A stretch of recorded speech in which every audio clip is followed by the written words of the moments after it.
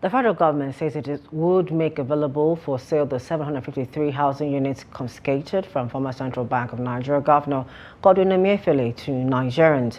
The development was revealed in a statement by the Federal Ministry of Housing and Urban Development when the Minister of Housing, Ahmed Dengiwa, alongside the chairman of the Economic and Financial Crimes Commission, Olanipekun Olukoyede, led a joint team on a fiscal site inspection of the seized housing estate.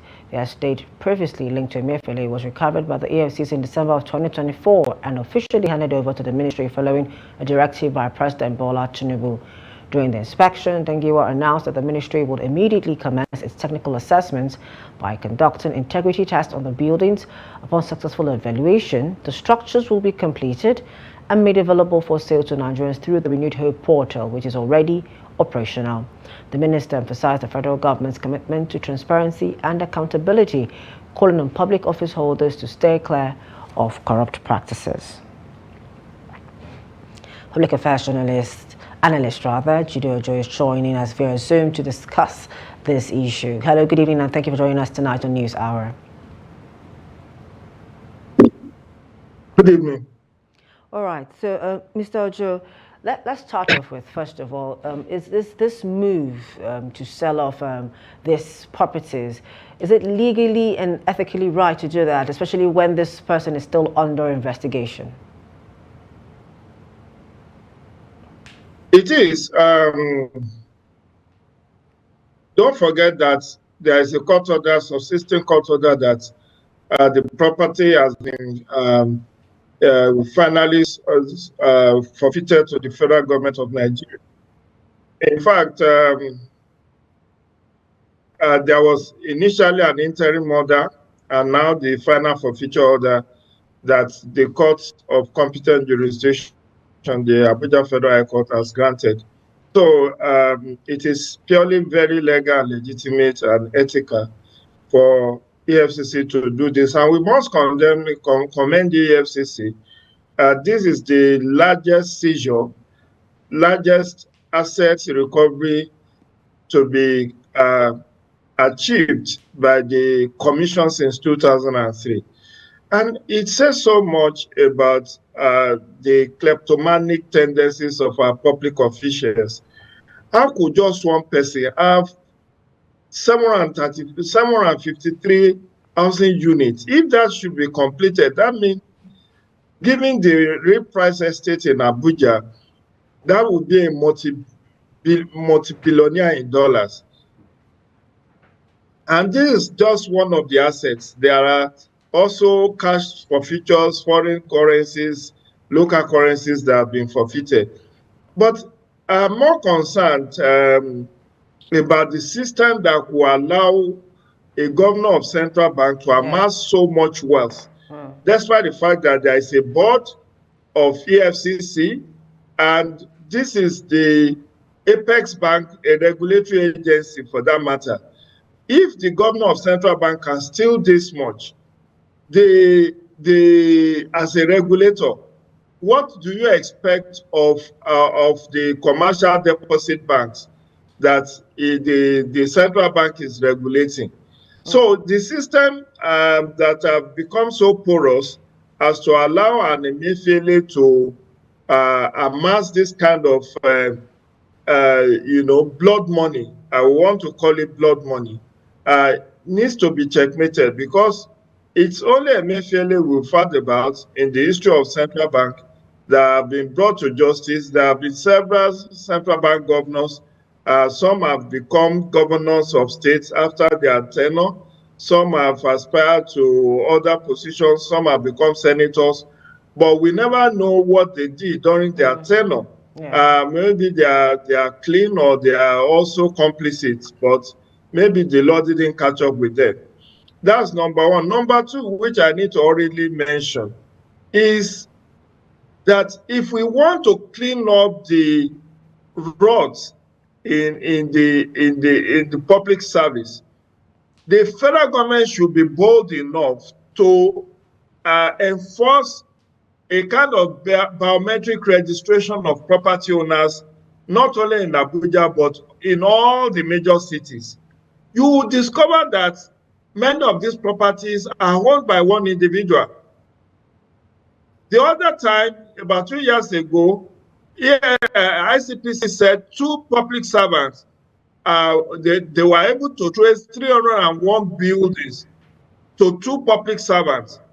Now we have one individual with 753 housing units. So most of these houses you see in Abuja that are locked up, where they put property for rent, that they rent, nobody lives in them, nobody rented them. They are used to as a means of money laundering. And it is known to government. So if they want to sanitize the corruption, it's one thing to just enforce biometric registration of property ownership in Abuja, in Lagos, in Port Harcourt, in Kano, in Kaduna, in all the major cities. Let all the property owners come forward. Let there be biometric registration of them.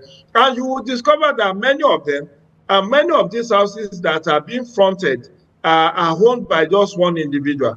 And that is one way to fight corruption. But I hope the president will have the political will to order EFCC to do the needful, because most of these properties at the end of the day may be owned by a politically exposed person. All right. So I was going to ask you that, but you're already taking to answering the question already on how to minimize this issue. Because how could one person be able to get that land with all the loopholes you have to go through at the FCDA, AGIS and all that to be able to build this and nobody question that? But let's come back to this whole thing about the buildings being sold off to Nigerians. Now the government wants to put it under the renewed hope agenda. Do you think that's a great idea? Why is it not done differently away from what the president is doing under his own administration? Well, I think it's okay if it's put up for sale, but I just hope that at the end of the day, there will be no buyback of this property by those from whom it has been forfeited. Because what the Minister of Housing is saying is that they will do integrity tests on the buildings and then complete it and then sell it. We just hope that the completion of those buildings after the integrity test will not be inflated, and that it will not be another means of laundering money. And they have said that the buildings will be sold to low and middle income owners. I just hope that the price that it will be offered to sale will be pocket friendly. Yes. Because if you are now saying people should come and buy a 3-bedroom duplex for 250 million, 1 billion, who can afford that beyond those who are also stinkingly rich? So it's a welcome development, more so that the federal government has put paid to government ownership of residences through the monetization policies. You remember that it was the presidency of Olusegun Obasanjo that sold off all government properties, government housing,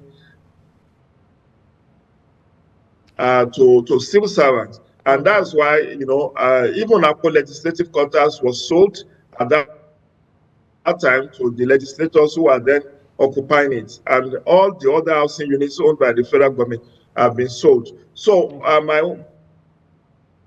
my own worry is that at the end of the day, whether the poorly paid civil servants and lower class will be able to afford paying for the property when it is completed. Although what could be done, what I would advise is that even if it is expensive, there should be a mortgage system that will allow people to pay over 10, 20, 15 years, so that the money is spread over a very long time to enable them to pay. Unfortunately, we don't have a very proper mortgage system in Nigeria, but that's how many people become homeowners abroad. It's through the mortgage system. We do know that there is a federal mortgage bank.